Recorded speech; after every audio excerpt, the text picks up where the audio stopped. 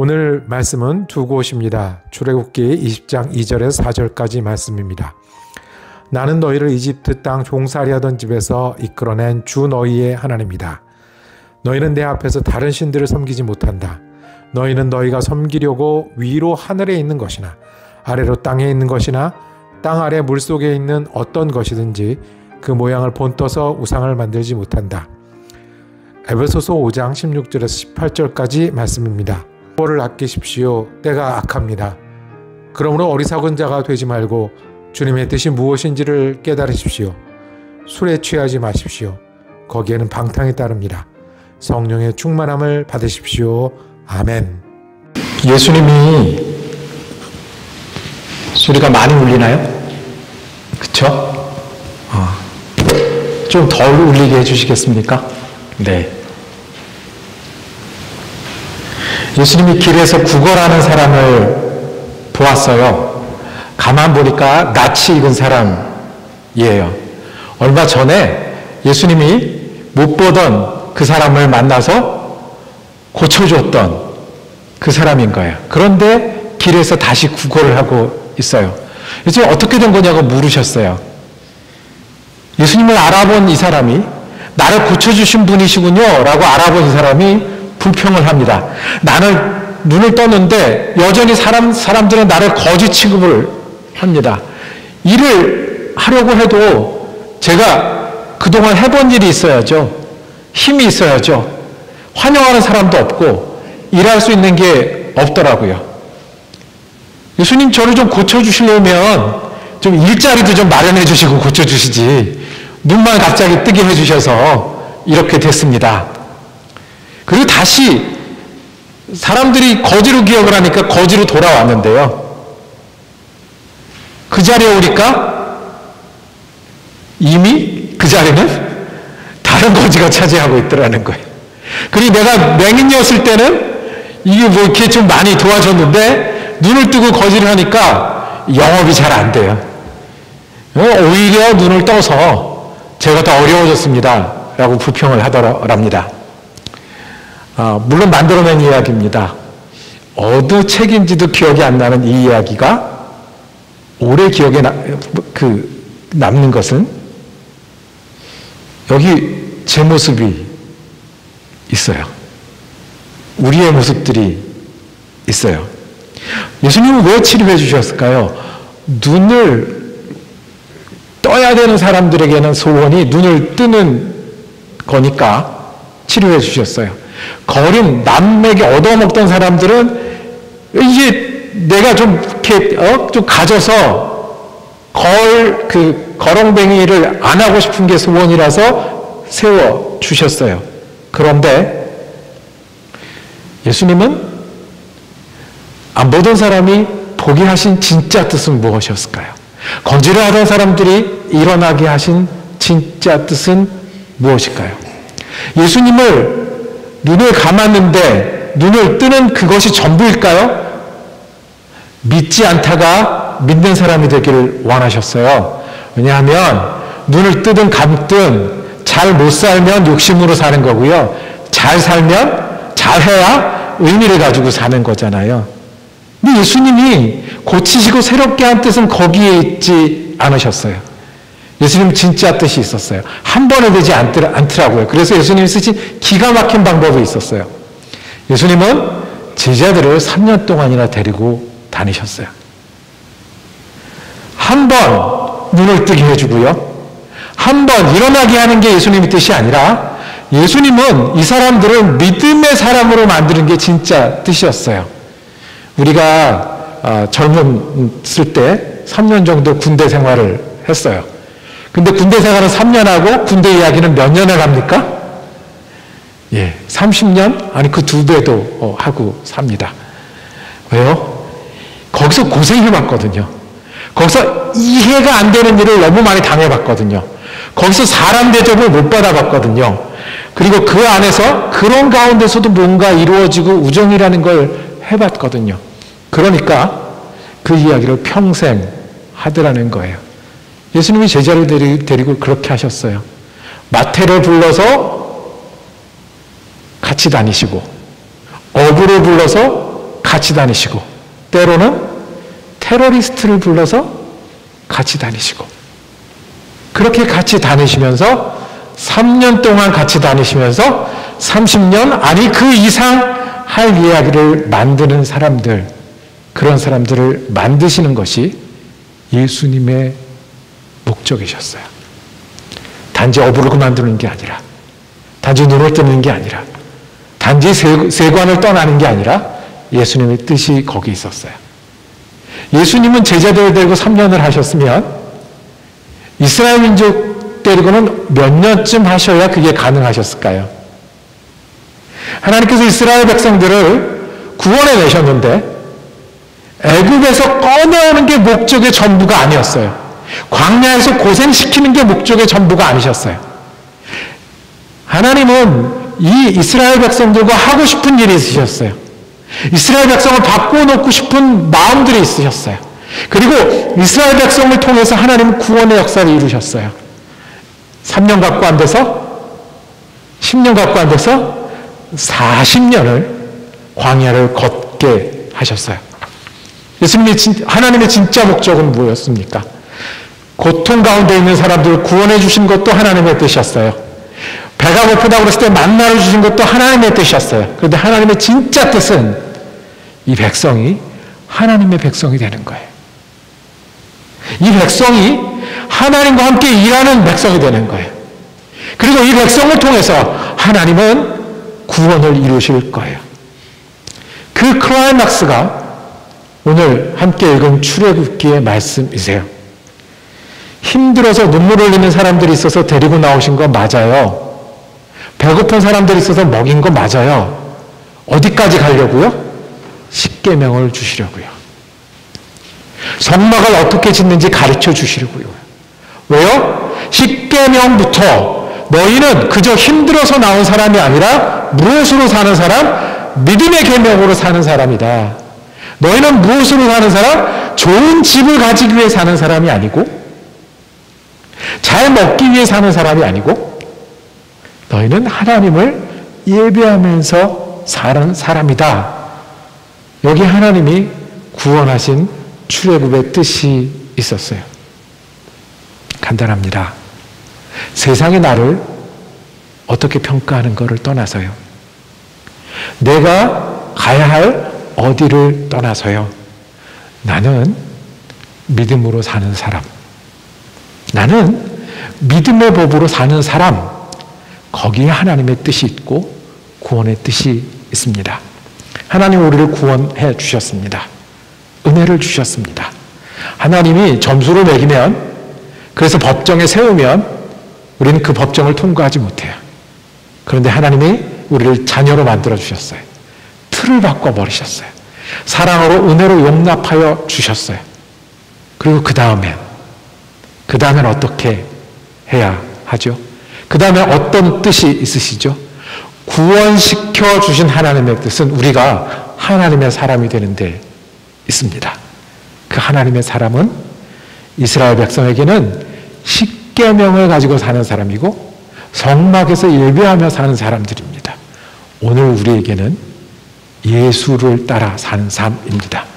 나를 따라 사는 삶을 넘어서서 세상이 나를 어떻게 부르는 것을 넘어서서 주님을 따라 사는 삶이 우리를 향한 하나님의 뜻입니다.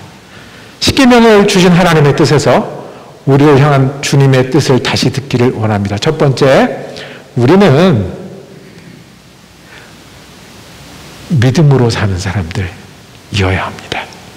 십계명은요, 그 역사를 연구하는 사람들은 십계명은 이스라엘 국가의 첫 번째 법이라고 얘기를 합니다. 원래 고대 근동에는 지금도 발견되잖아요. 수천 년부터 법을 기록해놓고 그 법에 따라 살았다는 거예요. 법이 있어야 뭐가 있어요? 죄가 있고요. 죄가 있어야 벌을 주죠. 그러니까 나라를 세우려면 뭐가 있어야 돼요? 법이 있어야 돼요. 이스라엘 민족이 한꺼번에 나왔잖아요.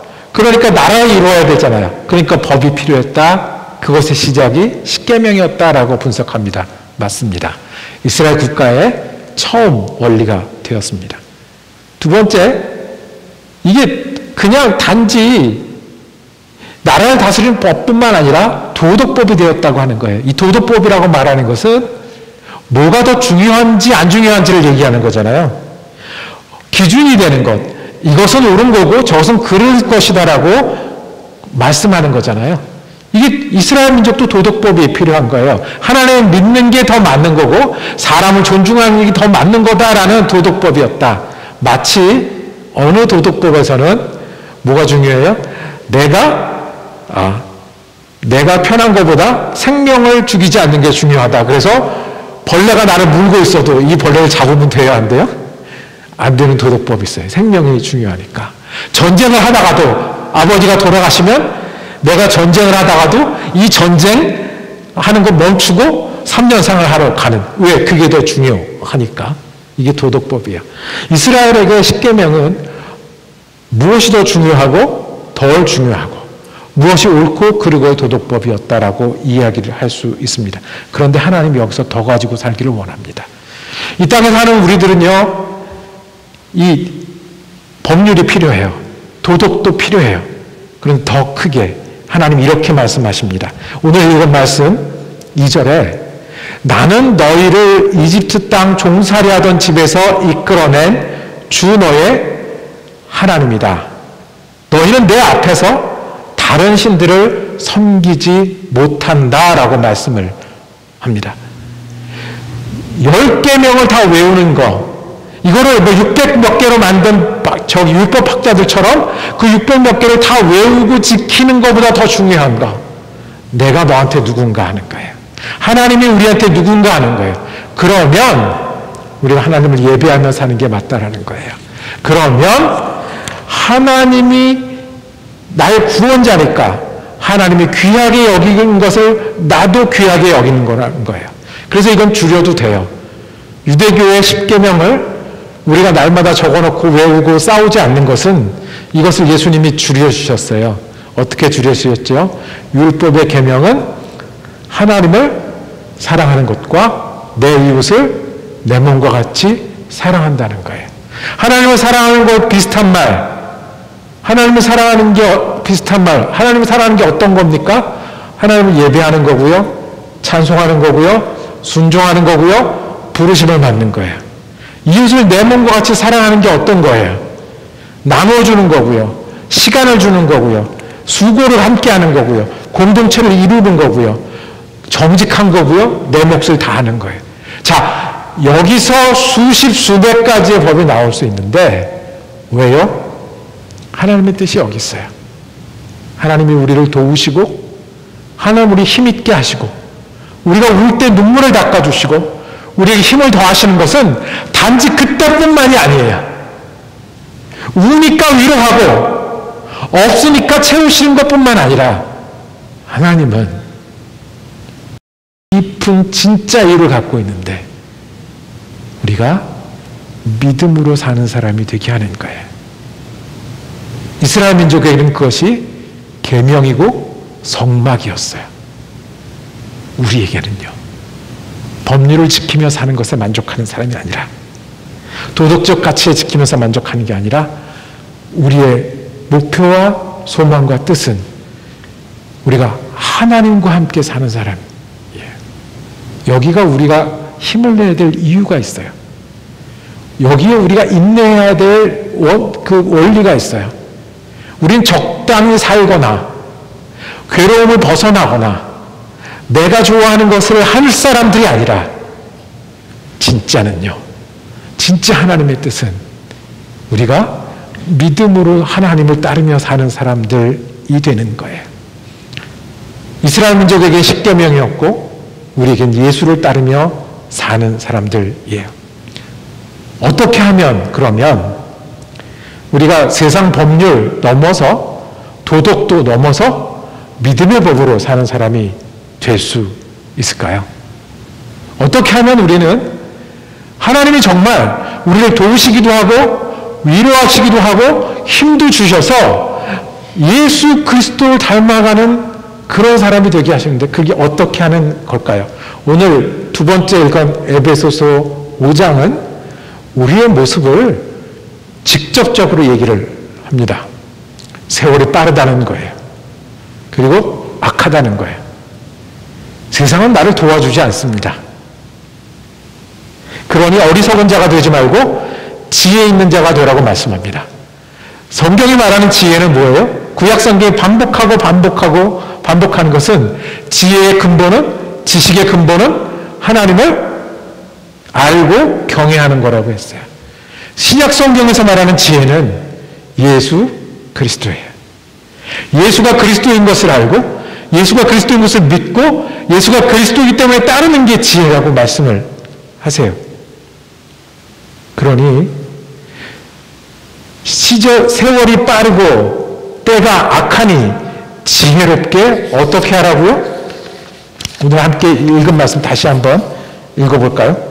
우리 에베소서 18장입니다. 18절입니다. 에베소서 5장 18절 함께 읽겠습니다. 시작. 술에 취하지 마십시오. 거기에는 방탕이 따릅니다. 성령의 충만함을 받으십시오. 술을 알코올로만 번역하는 게 아니고 우리를 취하게 하는 그 모든 것을 의미합니다.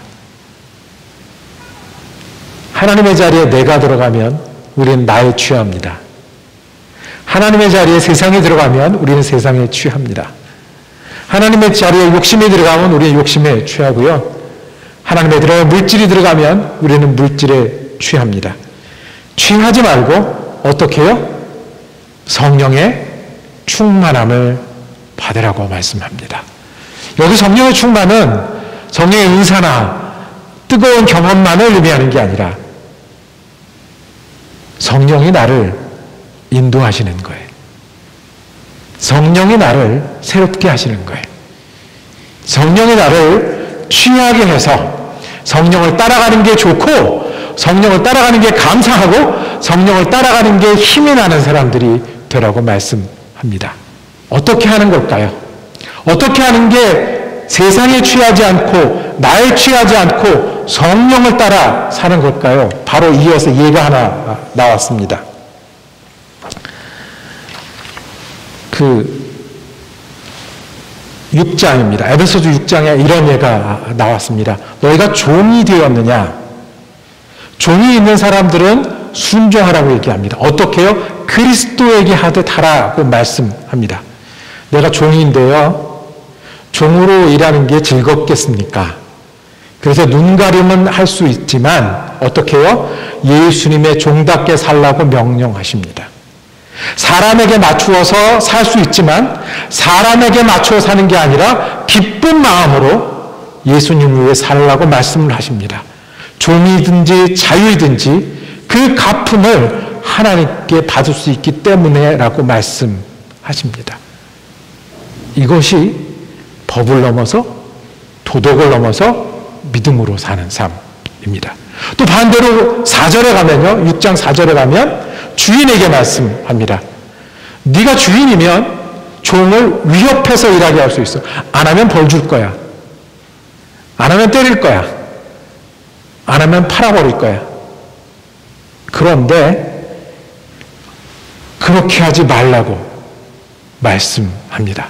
차별할 수 있어요. 나는 주인이고 너는 종이니까. 그런데 어떻게 하라고요? 그리스도가 너희를 대하듯 하라고 말씀을 합니다. 그리스도가 나를 대하듯 하면 어떻게 위협하면서 살 수가 있겠습니까? 그리스도가 나를 대하듯 살면 어떻게 차별하면서 이렇게 얘기할 수 있겠습니까?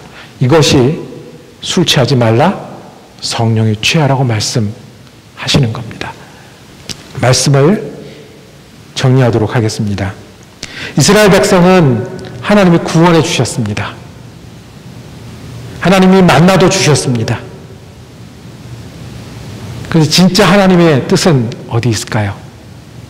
이스라엘 백성이 하나님의 백성이 되는 것이었습니다. 하나님은 우리를 구원해 주셨습니다. 그리고 우리가 부족할 때, 연약할 때 우리의 기도를 들으시고 응답하십니다. 그리고 그 다음에는 우리를 어디로 인도하실까요? 우리가 법을 넘었나 안 넘었나 그 선을 지키는 것 이상을 하며 살기를 원합니다. 우리가 무엇을 이루고 어떤 도움을 받고 어떤 도움을 줄 수 있나 그 이상을 이루기를 원합니다. 주님은 우리를 구원하셔서 우리와 함께 지내는 이 시간 동안에 믿음의 법을 따라 살기를 원하십니다. 성경도 읽고요. 아프면 기도도 하고요. 어려운 일 인내도 하고요. 서로 돕습니다. 왜요? 우리는 믿음의 법을 따라 사는 사람들이기 때문에 그렇습니다. 힘내야 되는 이유가 여기 있습니다.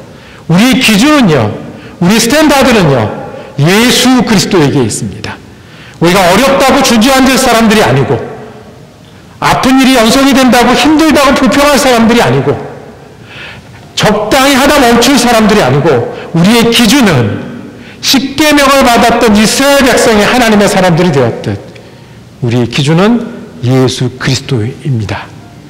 그러기에 우리가 기도해야 하고요. 그러기에 우리가 힘내야 되고요. 그러기에 일어나서 주님 뜻대로 살아야 합니다. 예수의 법이 우리의 법이 되기를 원합니다. 그래서 정말 우리들에게 주님이 원하신 깊은 뜻이 날마다 이루어지는 그리스도인 되기를 주님의 이름으로 축복합니다. 기도하겠습니다. 주님, 빠른 세월 속에서 주님을 바라보며 살기를 원합니다. 세상이 악하다고 불평하기에 앞서 우리가 주님의 뜻을 붙들고 주님의 법으로 살아가는 사람들이 되기를 원합니다. 내가 법이 되는 것이 아니고 세상이 법이 되는 것이 아니고 믿음이 법이 되게 하여 주옵소서. 그리스도가 우리 삶의 기준이 되게 하여 주셔서 그리스도를 향해 살며 그리스도를 따라 살며 또 그리스도에게 가기까지 믿음으로 살아가는 우리 그리스도인 되게 하여 주시옵소서. 우리 주 예수 그리스도 이름으로 기도드립니다. 아멘.